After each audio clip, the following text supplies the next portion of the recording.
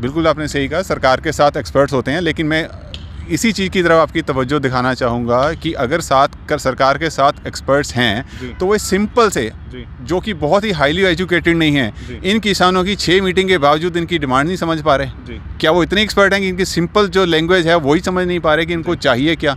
अगर इनको ये समझ में आ रहा है तो इसके ऊपर एक्शन क्यों नहीं ले रहे हैं? इसका मतलब मुझे तो नहीं लग रहा कि इतने एक्सपर्ट्स बैठे हुए हैं। अगर इतने एक्सपर्ट हैं तो इनको इनकी सिंपल सी बात समझ आ जानी चाहिए थी अभी तक। सर, सबसे पहला नुकसान तो उसको जो एक उसका प्राइस नहीं मिल रहा, वेरी फर्स्ट। दूसरा, आने वाले टाइम में हमारी सरकार के अपने खाते में बहुत बड़ा नुकसान जाएगा, सरकार खरीदेगी नहीं। आगे से हमारे सरकार के खजाने में आपदा आने पर जो हमारे पास अन्न सेव होता है या कोई प्रॉब्लम आती है तो गवर्नमेंट उसको यूज़ कर सकती है। दूसरा पॉइंट। तीसरा पॉइंट ये कि मोनोपोली वाला सबसे ख़तरनाक जो पॉइंट है, जो पूरे देश के लिए ख़तरनाक है, सिर्फ किसान के लिए, पूरे देश के लिए ख़तरनाक है। चौथा पॉइंट, आने वाले टाइम में सर महंगाई इतनी ज़्यादा बढ़ जाएगी, इतनी ज़्यादा बढ़ा देंगे ये लोग कि ख़रीदेंगे बहुत सस्ता और बेचेंगे बहुत महंगा। और किसान जो अपनी शहनशाही के साथ में काम करता था, पाँचवा पॉइंट, जो शहनशाह बन के अपनी ज़मीन पे काम करता था, आने वाले टाइम में किसान एक मजदूर बन के रह जाएगा वहाँ पर।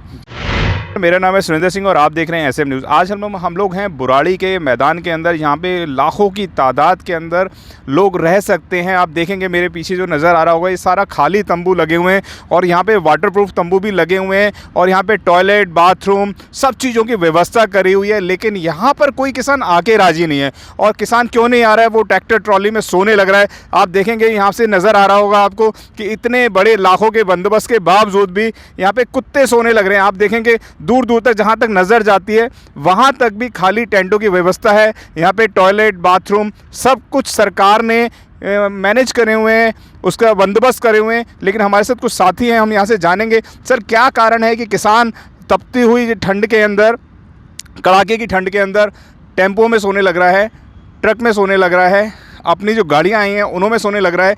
लेकिन जो ये कनातक लगी हुई हैं, जो टेंट लगे हुए, वाटरप्रूफ टेंट लगे हुए, इसमें नहीं आके सो रहा है। सर, सिंपल सी बात है, जो किसान अपने आंदोलन के लिए पंजाब से, हरियाणा से, गुजरात से, केरल से, राजस्थान से आया हुआ किसान है, वो ये नहीं चाहता कि भाई सरकार पहले हमें कुछ दे रही है। इवन जो इनकी मीटिंग हुई, मीटिंग में भी वो उनका खाना नहीं खाते, अपना लंगर जो लेके जा रहे हैं, भोजन ज़मीन पे बैठ के वो खा रहे हैं। वो चाहते सरकार से जो चीज़ हमें चाहिए पहले वो मिल जाए। वो हमारा क्या है, 3 कानून, वो 3 कानून जो रद्द करने हैं उसको रद्द कर दे। उसके बाद सरकार जैसे कि उसके साथ में हम बैठेंगे। तो किसानों को इन टेंटों के अंदर बैठना गवारा नहीं है, चाहे इतनी शीत लहर चल रही है यहाँ पे, कल परसों में बरसात भी और हालत ख़राब है, मगर फिर भी किसान अपने छोटा सा टेंट जो आप लेके आए या गाड़ी में बैठ रहे हैं। अपने जानना चाहूँगा, महिला भी आई हुई हैं यहाँ पे, कई बच्चे भी आए हुए हैं और उनके ऊपर लगातार पानी की बरसात भी हुई थी ठंड के अंदर। लेकिन क्या कारण है कि थोड़ा मन तो करता होगा कि यहाँ पर आके रह लें, कि यहाँ पे ठंड नहीं लगेगी, हवा नहीं लगेगी, रजाई गद्दे की भी बंदोबस्त है यहाँ पे, टॉयलेट वगैरह सब अच्छे से मुहैया कराए हैं सरकार ने। फिर सरकार से इतनी नाराज़गी क्यों? सर देखिए, नाराज़गी की बात नहीं है, नाराज़गी सरकार की है, नाराज़गी किसानों की नहीं है। किसान तो सिर्फ अपने हक के लिए खड़े हैं और अपने हक के लिए लड़ रहे हैं। आज देखिए पूरा देश प्राइवेटाइजेशन की तरफ धकेला जा रहा है, चाहे ये पेट्रोल पंप हो, चाहे वो एयरपोर्ट हो, चाहे वो रेलवे हो, चाहे ये इंटरनेट और सिम कार्ड्स हो, मोबाइल हो, और चाहे किसी भी तरह की व्यवस्था है। देखिए 3 ही तरह की जो मेरे को समझ में आती हैं इकोनॉमीज़ हैं, चाहे वो एग्रीकल्चर है। प्राइवेटीकरण की बात करें, लेकिन सरकार बोलती है प्राइवेटीकरण से कहीं ज़्यादा देश मजबूत होगा, डिजिटल इंडिया बनेगा, हम लोग कहीं ज़्यादा विकास कर पाएंगे। नहीं जी, ये ऐसी बात नहीं है, ये बिल्कुल सोच। देखिए हर चीज़ के 2 पहलू होते हैं। सरकार का देखने का नज़रिया अलग हो सकता है, लोगों का देखने का नज़रिया अलग हो सकता है। लेकिन सरकार के साथ तो बहुत बड़े एक्सपर्ट्स होते हैं, आप तो एक्सपर्ट्स नहीं नज़र आते मुझे किसी चीज़ के। हाँ जी, बिल्कुल आपने सही कहा, सरकार के साथ एक्सपर्ट्स होते हैं, लेकिन मैं इसी चीज़ की तरफ आपकी तवज्जो दिखाना चाहूँगा कि अगर सरकार के साथ एक्सपर्ट्स हैं तो वो सिंपल से, जो कि बहुत ही हाईली एजुकेटेड नहीं हैं, इन किसानों की 6 मीटिंग के बावजूद इनकी डिमांड नहीं समझ पा रहे। क्या वो इतने एक्सपर्ट हैं कि इनकी सिंपल जो लैंग्वेज है वही समझ नहीं पा रहे कि इनको चाहिए क्या?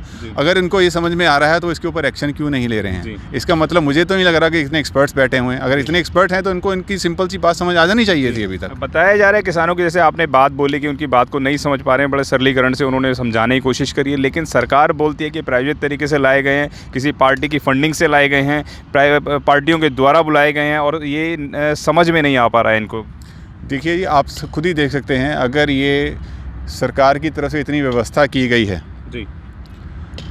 तो यहाँ पर कोई भी किसान आकर के नहीं ठहरा हुआ जी ना ये किसी सियासी पार्टी से जुड़े हुए हैं, ना किसी सियासी पार्टी की ये सपोर्ट ले रहे हैं, चाहे भले ही वो खाने के उससे हो, चाहे वो ठहरने के उससे हो, या किसी और प्रकार की, ना ये किसी का सपोर्ट ले रहे हैं और ना किसी के सपोर्ट से चल रहे हैं। इनका सिर्फ अपना आंदोलन है। सर, सरकार लगातार बोल रही है कि इस विधेयक को लाने से कहीं ज़्यादा किसान मजबूत होंगे, कहीं ज़्यादा उनको पैसा प्राप्त होगा। फिर सरकार की बात समझने में कहाँ कन्फ्यूज़न है?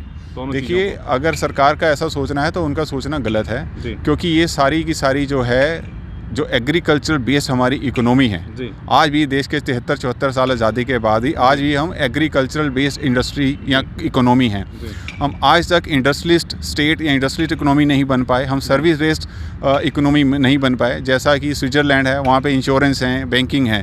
इंडस्ट्रियल कंट्रीज़ की बात करूँ, जर्मनी है या फ्रांस है, लेकिन भारत आज भी 70, 74, 75 साल के बाद भी आज एग्रीकल्चर बेस्ड है। और जो हमारी रीढ़ है, जो हमारा बेस है एग्रीकल्चर, उसको भी प्राइवेटाइज करना चाहते हैं, प्राइवेट हाथों के बेचना चाहते हैं। ये सरकार की नीति है, तो ये नीति बिल्कुल गलत है। किसानों को क्यों ऐसा लगता है कि उनके साथ कहीं ना कहीं खिलवाड़ हो रहा है या उनको साथ आने वाले टाइम के अंदर कुछ गलत हो सकता है, जबकि सरकारें आश्वासन दे रही हैं, मजबूताई दे रही हैं, वह इस पे साइन करने को भी तैयार हैं कि ऐसा नहीं होगा? फिर कहाँ कन्फ्यूज़न है कि इस विधेयक को किसान मान के राजी नहीं है? सर, मैं बताऊं, जो आपने सुना होगा भारत संचार जी आज कहाँ खड़ा है वो जी जियो का सिम नोटबंदी के टाइम पे फ्री बांटा गया जी कि भी लो जी, ले जाओ, फ्री ले जाओ जी, फ्री इंटरनेट, फ्री कॉलिंग, सब कुछ free free free.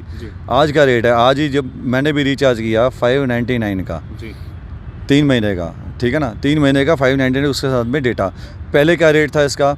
Other companies के जितने सबके नेटवर्क उन्होंने डाउन कर दिया, सिर्फ अपना मोनोपोली पे सब। जब कोई भी, मैं सिर्फ अंबानी अडानी या दूसरी जियो कंपनीज की, रिलायंस की बात नहीं करता, जब भी किसी की व्यक्ति की अपनी मोनोपोली हो जाती है किसी वर्किंग में, तो सर वो कहाँ जाती है? वो फिर विनाशक ही होती है, फिर वो उद्धार नहीं कर सकती देश का, वो देश का उद्धार नहीं कर सकती। गवर्नमेंट तो जो है वो लगातार देश को और सत्ता को मजबूत करने का कार्य कर रहे हैं, तो फिर किसानों के साथ ऐसा क्यों करेंगे? सर, किसानों के साथ में मजबूती कहाँ पे आ गई? ये मैं पहले ही बात बोली, दोबारा फिर यही बात बोल रहा हूँ। आज वो लोग रेट उच्च रेट पे देंगे, कल हो सकता है फिर और उच्च रेट पे दें, लालच, क्योंकि दूसरा तीसरा बंदा वो रेट नहीं दे पाएगा फसल का जो रेट ये दे सकते हैं। ये लोग पल्ले से खरबों बिलियंस ये लोग खर्च सकते हैं ये लोग, मगर दूसरी जो अदर क्या लोग वर्किंग जो कर रहे हैं इसमें खरीदारी में, वो लोग दूसरे नहीं कर सकते। बट एकदम से जब फॉल डाउन आएगा, झटका लगेगा 3 साल बाद या 4 साल बाद, ये लोग 2000 वाली फसल का रेट 1500 कर देंगे या 1200 कर, तब किसान कहाँ जाएगा? तब इसकी बाजू कौन पकड़ेगा? मोदी जी को या सरकार को ये बात क्यों नहीं समझ आ रही कि एक न्यूनतम मूल्य उसका तय कर दें कि कोई भी खरीदे, सरकार खरीदे। मैं आपसे 5 बातें जानना चाहूँगा कि इस विधेयक को लाने से क्या किसानों को, 5 बातें बताएं सिर्फ आप हमें, क्या नुकसान? सर, सबसे पहला नुकसान तो उसको जो एक उसका प्राइस नहीं मिल रहा, वेरी फर्स्ट। दूसरा, आने वाले टाइम में हमारी सरकार के अपने खाते में बहुत बड़ा नुकसान जाएगा, सरकार खरीदेगी नहीं। आगे से हमारे सरकार के खजाने में आपदा आने पर जो हमारे पास अन्न सेव होता है या कोई प्रॉब्लम आती है तो गवर्नमेंट उसको यूज़ कर सकती है। दूसरा पॉइंट। तीसरा पॉइंट ये कि मोनोपोली वाला सबसे ख़तरनाक जो पॉइंट है, जो पूरे देश के लिए ख़तरनाक है, सिर्फ किसान के लिए, पूरे देश के लिए ख़तरनाक है। चौथा पॉइंट, आने वाले टाइम में सर महंगाई इतनी ज़्यादा बढ़ जाएगी, इतनी ज़्यादा बढ़ा देंगे ये लोग कि खरीदेंगे बहुत सस्ता और बेचेंगे बहुत महंगा। और किसान जो अपनी शहनशाही के साथ में काम करता था, 5वां पॉइंट, जो शहनशाह बन के अपनी ज़मीन पे काम करता था, आने वाले टाइम में किसान एक मजदूर बन के रह जाएगा वहाँ पर।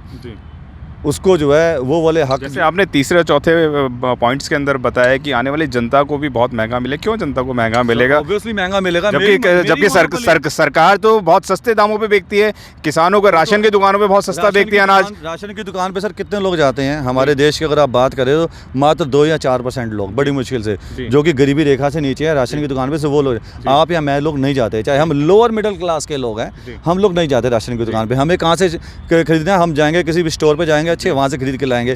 तो मेरी मोनोपोली होगी, मैं कोई प्रोडक्ट तैयार कर रहा हूँ तो किसी और के पास है नहीं, मेरी मर्जी है, मैं जितने मर्जी पैसा लूँ। जब इनकी अपनी मोनोपोली हो जाएगी सर, ये अंधाधुंध रेट काटेंगे। मक्का किसान से 8 रुपये, 7 रुपये, 10 रुपये जाता है, और जब वही आटा तैयार करके मक्के का एक सुंदर सी थैली में पैक होता है, किसी भी अच्छे स्टोर में वो 140 रुपये सर बिक रहा है। तो सर अभी अगर ये हाल है तो आने वाले टाइम में सोचो महंगाई कहाँ से कहाँ जाएगी, आम व्यक्तियों को कितना बड़ा नुकसान होने वाला है। तो मेरी हाथ जोड़ कर रिक्वेस्ट है, हर एक बंदे को, हिंदुस्तान के एक एक बंदे को मेरी हाथ जोड़ कर रिक्वेस्ट है कि किसान के इस आंदोलन में सब आके जुड़ें।